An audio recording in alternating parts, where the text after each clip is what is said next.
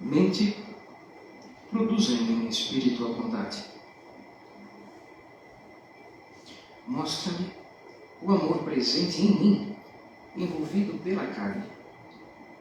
Descortina diante de meus olhos erráticos a minha verdade. Seja eu difusor de bons pensamentos.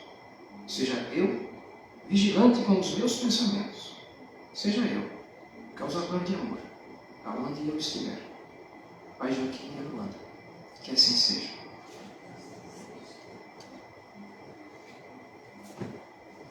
Boa noite a todos.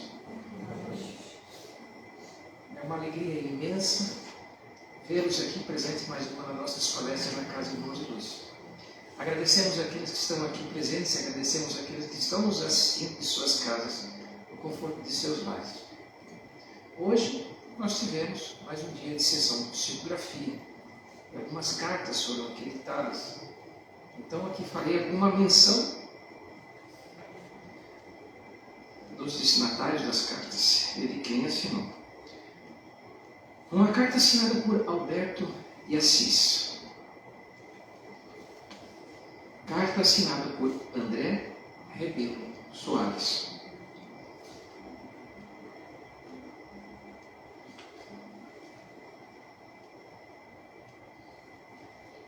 Esta só assinada por Joel. Jacira assinou.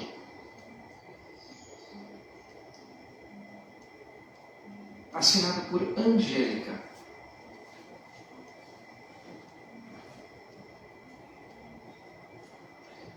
Assinada com amor, Mamãe Catarina.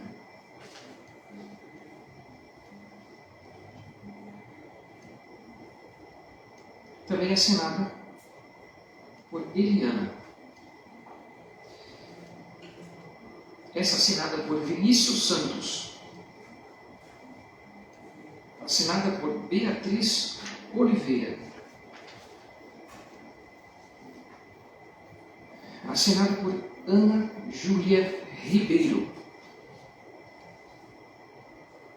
Assinado por Felipe Bauer.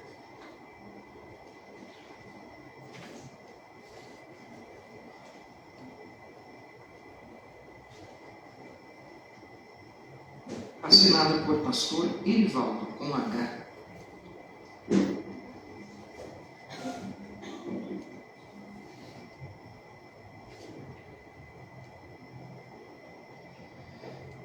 Esse, assinada por Oswaldo, endereçado à mãe dele, que ele não citou o nome.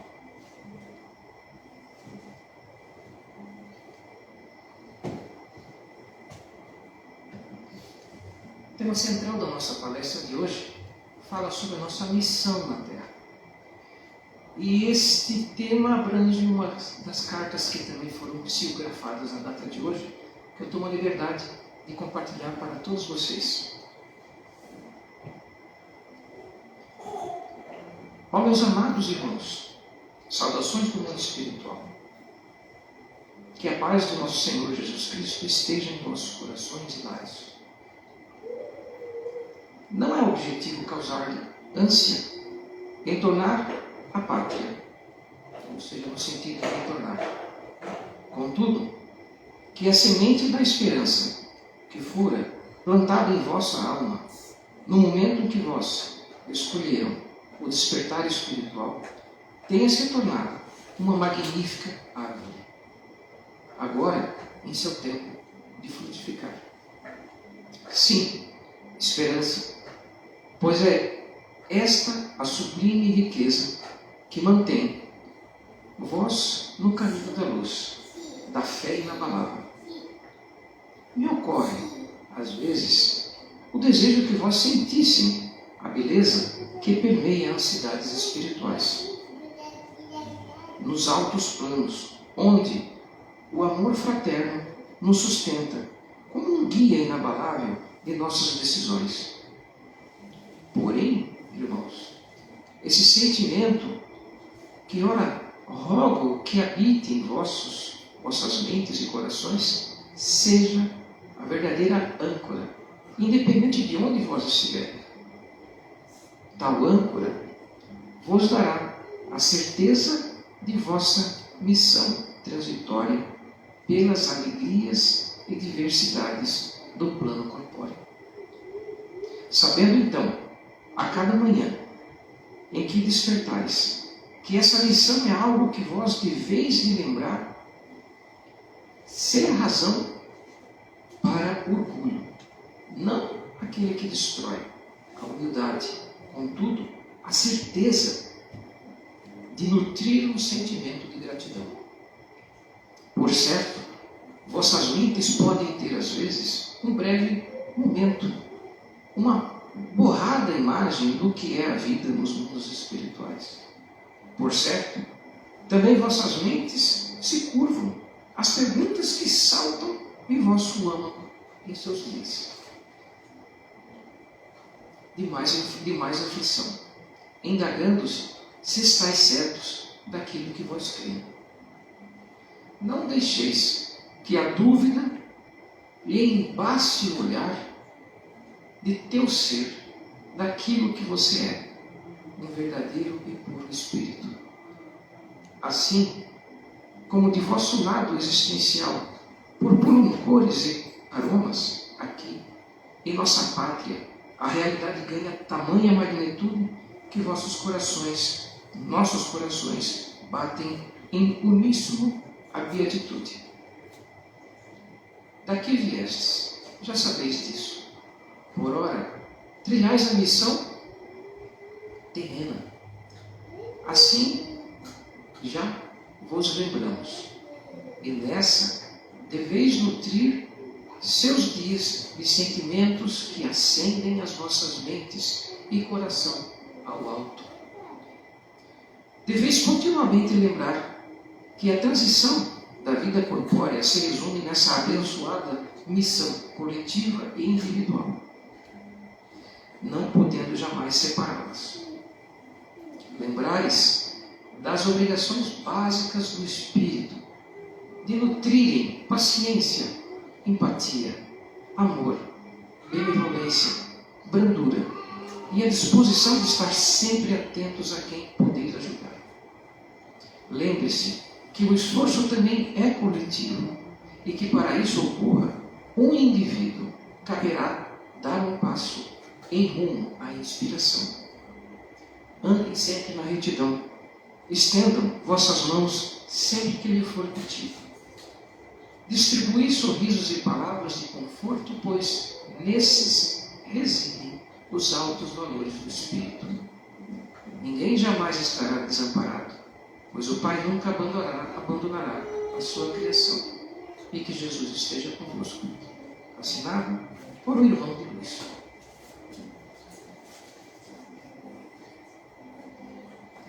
São palavras que servem para cada um de nós, independente de onde nós estamos, independente de qual momento a nossa caminhada, ou às vezes até mesmo a nossa corrida está. Se nós estamos próximos ou distantes da linha de chegada, isso, nessas palavras, mostram que cabe a nós um olhar muito além daquilo que nós possamos imaginar ser a linha de chegada. Há um dito que diz assim: o ser, ele está muito além da vida e da morte. Naturalmente, nós temos essa sensação de início e de fim. Nós sentimos certas vezes um friozinho na barriga. Que hora eu parto? Que hora eu retorno para a pátria espiritual? Ninguém sabe. Cabe-nos nutrir uma certeza. Esse é um dos grandes ensinamentos que a carta nos trouxe hoje. A certeza de uma missão.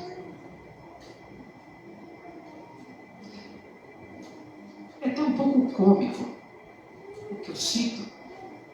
Quem já assistiu Missão Impossível?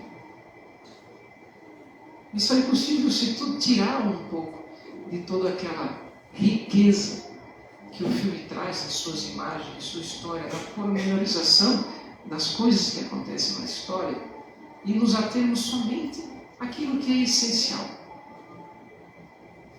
A alguém é dada uma missão impossível, algo dificílimo de se cumprir. E para quem está assistindo o filme, não acredita que ele vai cumprir. Tem descrença, tem insegurança. Como que ele vai fazer isso? Como que ele vai saltar daquele prédio? Como que ele vai pegar aquele aparelho que está escondido? Alguma coisa assim. Então, essa analogia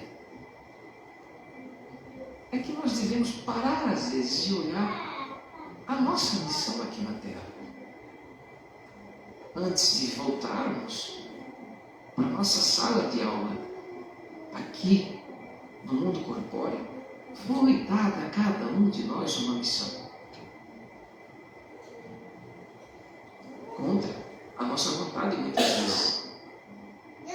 Talvez, para algum de nós, antes de retornarmos aqui para a sala de aula, tenhamos pensado, isso vai ser muito difícil de eu cumprir. Isso talvez seja impossível.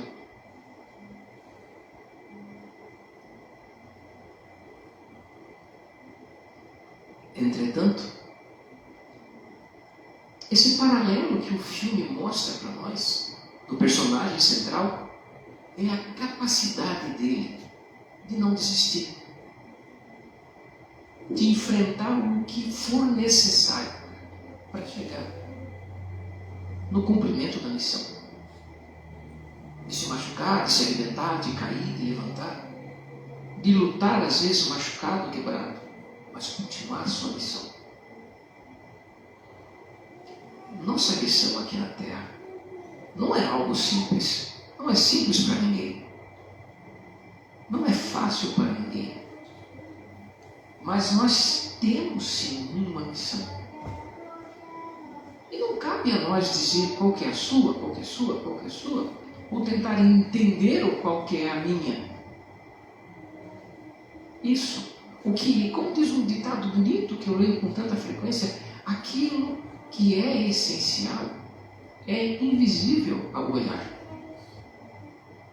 E o que é essencial na nossa vida, na nossa missão terrena?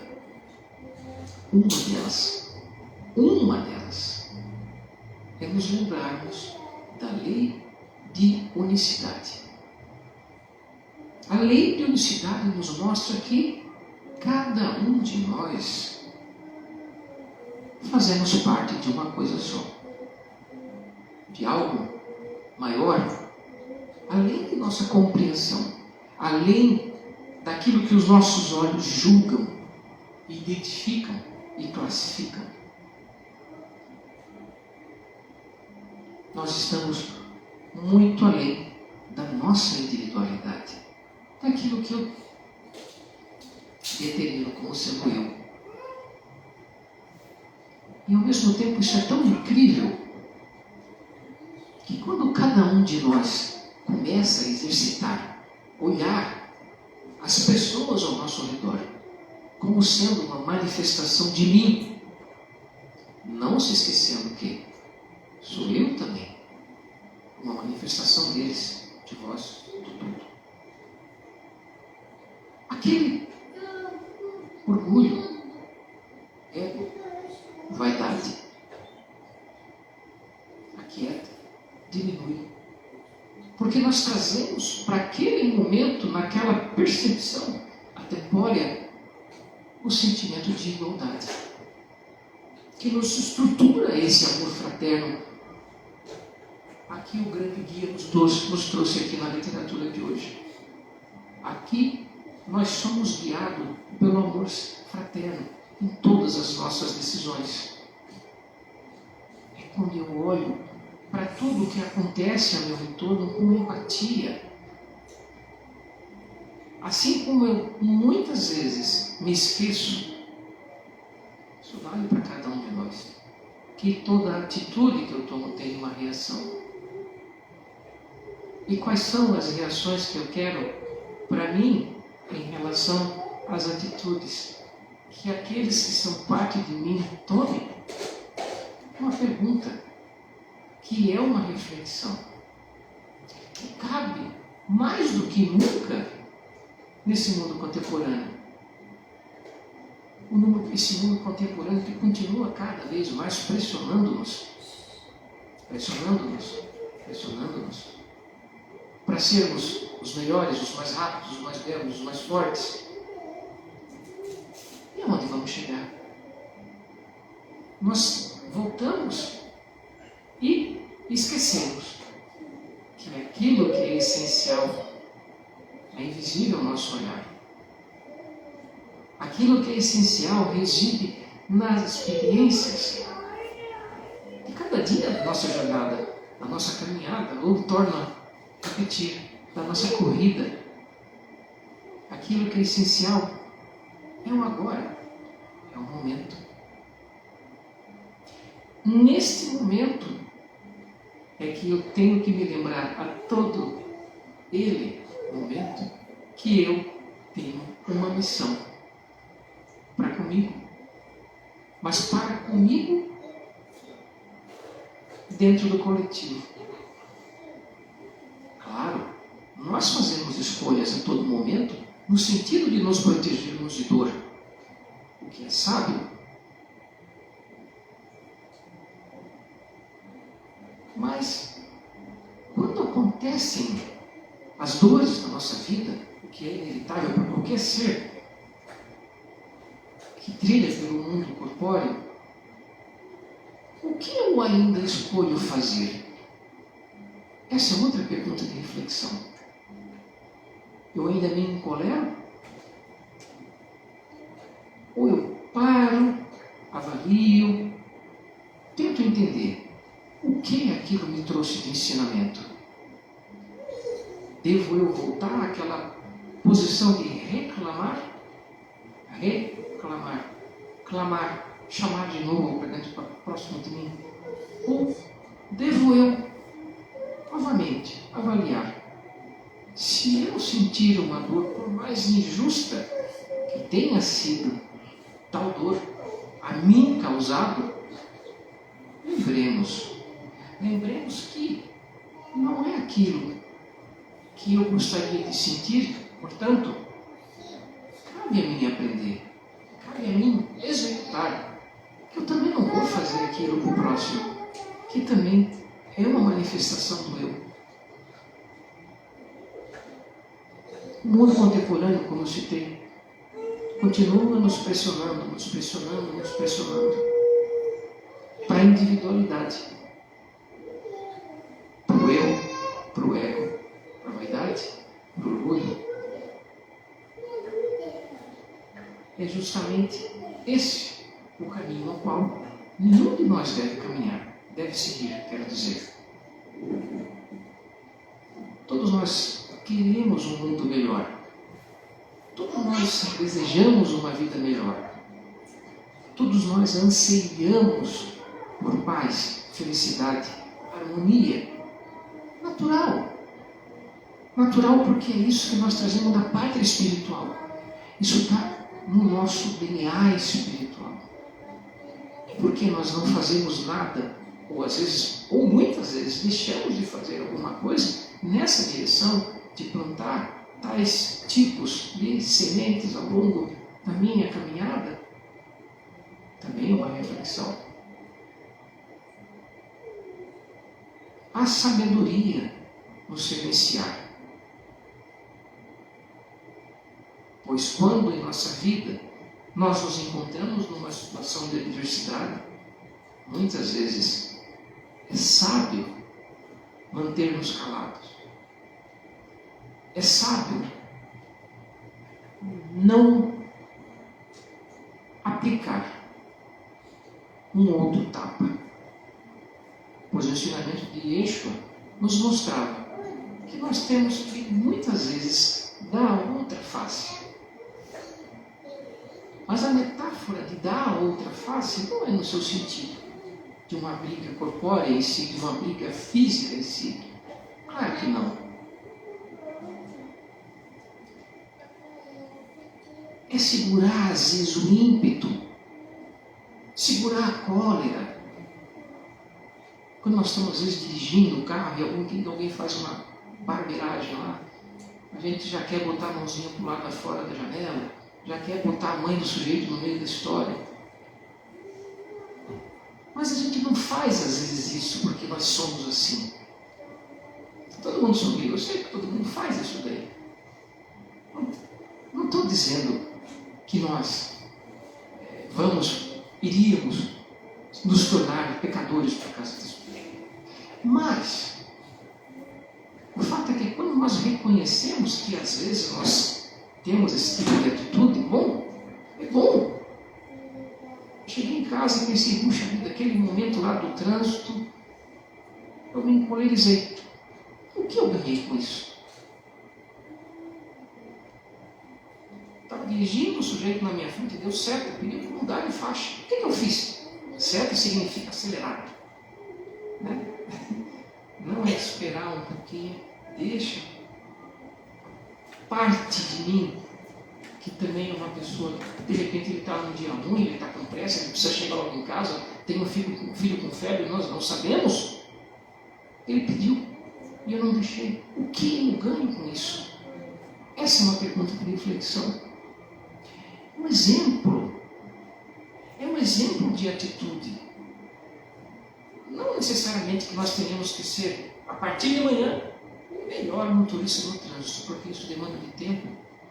Não é o ato do trânsito em si que nos transforma, mas é o esforço contínuo e repetitivo em direção à essência da atitude. A essência da atitude. E essa essência de atitude, quando nós conseguimos colocar isso como sendo algo natural, inerente, quando a nossa porção espírito faz parte das nossas tomadas de decisões, eis que nós começamos a nos avizinhar com aquilo que tanto buscamos como a chamada sabedoria. O ser humano é, ao mesmo tempo, uma criatura incrivelmente divertida, porque nós copiamos. E se nós queremos fazer um mundo melhor, se nós ansiamos um mundo melhor, o que cabe a nós? A fazer, a não ser dar exemplo? Não se trata de mergulhar as cabeças dentro das escrituras, ou dos livros de filosofia, de sabedoria, de história. Tudo que nós estamos falando aqui não se trata de livros. É uma coisa que todo mundo sabe. Todo mundo sabe o que faz bem e o que faz mal. Todo mundo sabe o que é certo e o que é errado. Por quê que nós esquecemos nos dias de hoje de aplicar isso na prática? Também é outra reflexão. O sábio, no dia de hoje, aplica a capacidade de desacelerar, que não é fácil. Não é fácil. Volta a falar da pressão. Em acelerarmos. Só que lembre-se,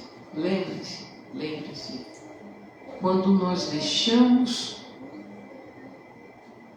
a nos levar por essa onda, por essa corrente de acelerar, nós deixamos para trás aquilo que nos é mais essencial. Se nós buscamos felicidade, nos atenhamos àquilo que é essencial. Almoçar, tomar um café com pessoa com quem gostamos, fazer alimento, abraçar, ouvir, presentear, ter paciência, ter empatia. Porque quando nós revidamos, nós perdemos uma oportunidade de uma construção. Às vezes tem, mas eu tenho uma rixa com aquela pessoa já há anos, nós nos entendemos. Ok? Isso tem que durar mais 50 anos? Não é necessário. que a vida se prolongue em cima de uma rispidez. Alguém em algum momento tem que dizer, isso precisa acabar. Isso entre nós, entre eu e você, precisa acabar. Alguém tem que tomar atitude. E é uma das coisas que ele fala aqui também. Em algum momento, esse processo de crescimento, ele é individual, ele é coletivo. E cabe a um tomar a iniciativa em direção a ser a fonte inspiradora. Pois todos nós sabemos que não tem nada que o amor não cure. O amor cura tudo. Tudo, tudo, tudo. Até a patologia que pensais ser impossível. O amor cura. Cabe ao nosso olhar espiritual entender isso daí.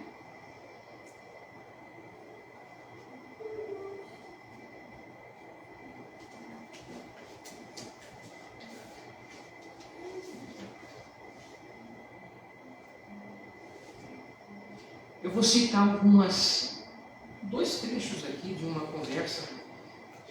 Dizem que essa adaptação é um nome sânscrito, tá? Bhagavad Gita, que é da sabedoria da Índia.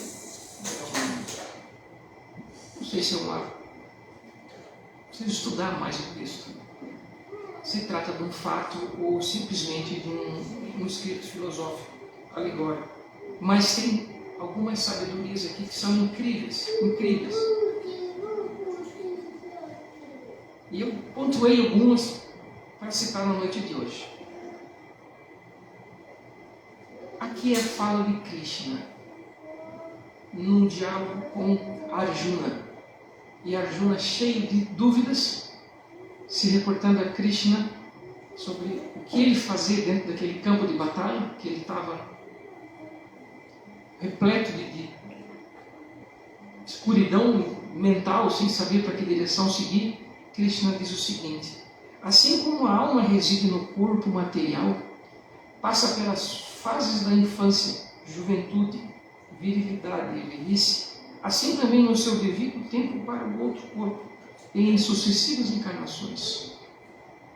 Voltará a desempenhar nova missão sobre a Terra. Isto sabe aquele que conhece a doutrina interna e não se preocupa pelo que ocorre nesse mundo transitório.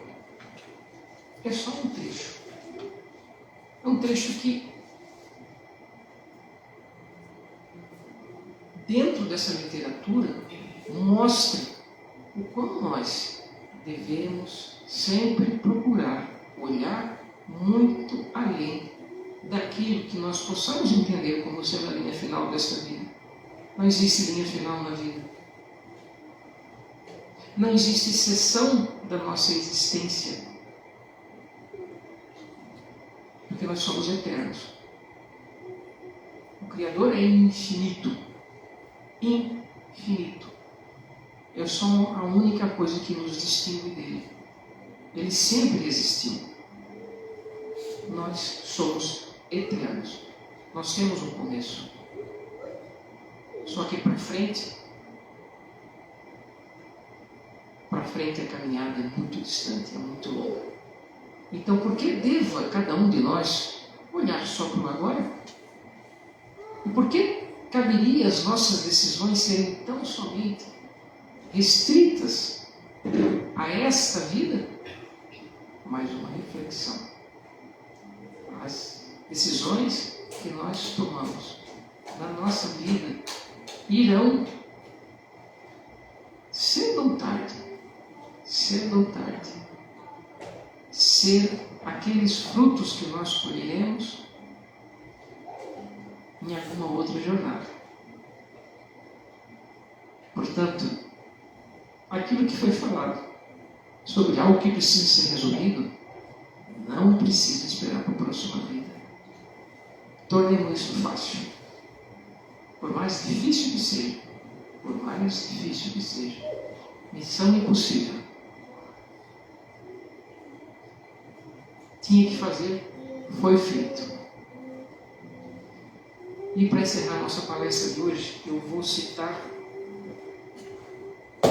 a carta final do livro O Profeta. Muitos que já assistiram das minhas palestras lembram que eu repetidas vezes torno e leio um trecho do livro O Profeta, de Khalil Gibran. E esse trecho que eu leio agora aqui é a carta final, a carta que encerra o livro.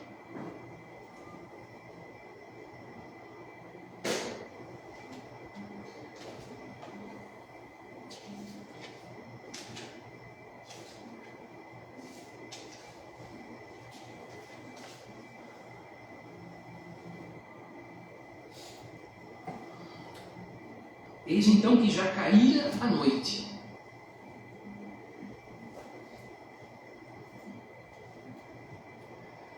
E Altamira, a profetisa, disse: abençoado seja este dia e este lugar, e teu Espírito que nos tem falado.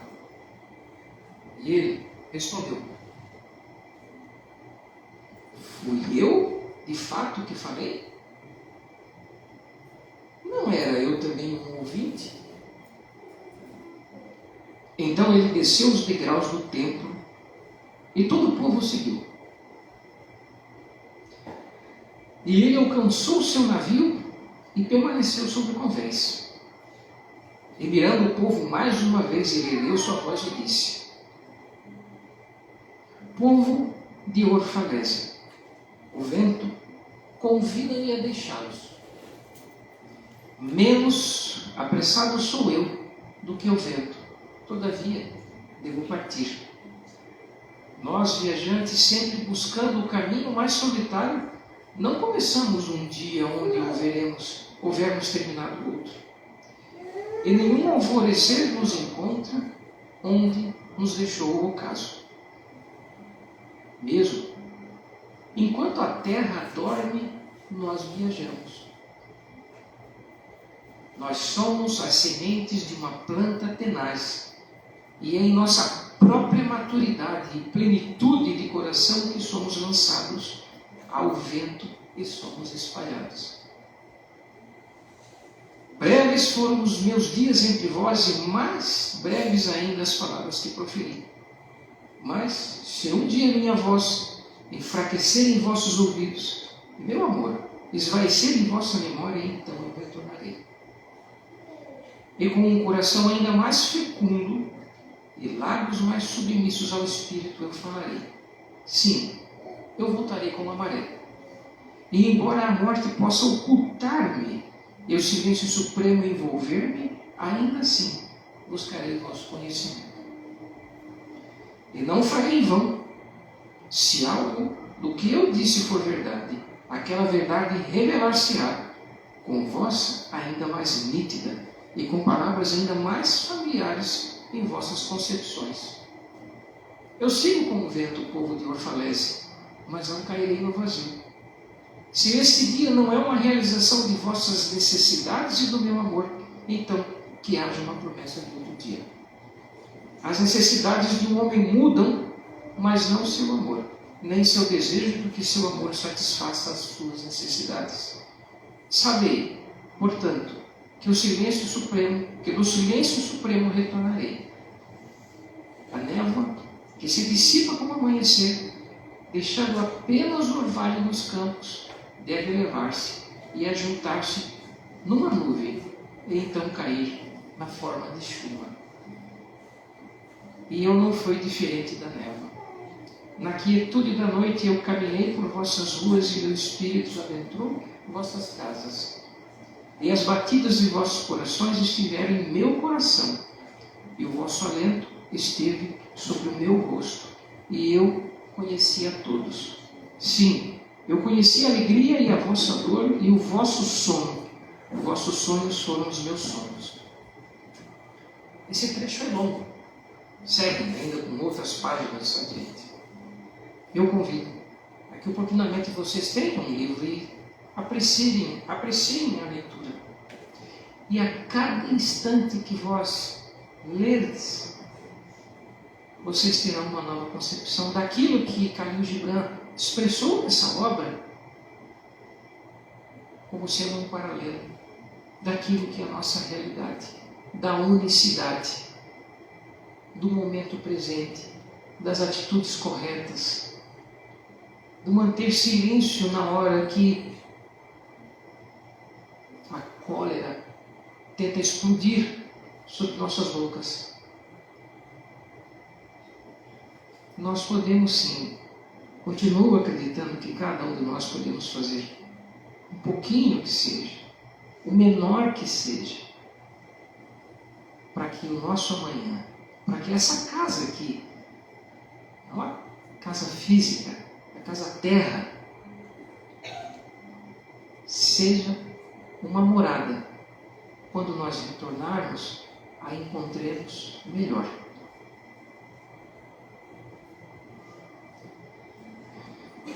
Finaliza a palestra de hoje com um lembrete que no dia 25 de maio teremos a nossa feijoada fluidificada, com alto valor nutricional. Vocês podem procurar nossas irmãs ou mesmo nas nossas redes sociais para adquirir o seu vale feijoada. Eu também vou adquirir o meu, claro, porque eu gosto muito, é bom demais. E lembrando que esse tipo de contribuição é meramente para a manutenção da nossa casa, para mantermos aquilo que nós precisamos para deixar esse lugar confortável para todos vocês. Dessa forma, agradecemos a essa presença física, a presença daqueles que nós também não podemos enxergar, que aqui estão entre nós. Agradecemos a presença de quem se esforçou em parar em casa e assistir um pouquinho da nossa palestra. Fico muito agradecido aos vossos olhares, aos vossos sorrisos de estarem aqui conosco hoje. Que assim seja.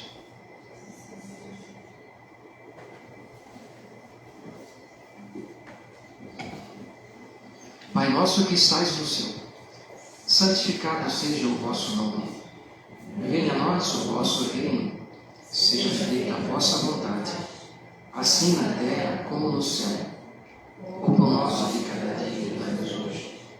Perdoai as nossas ofensas, assim como nós perdoamos a quem nos tem ofendido. E não nos deixeis cair em tentação, mas livrai-nos do mal. Pois teu é o reino, o poder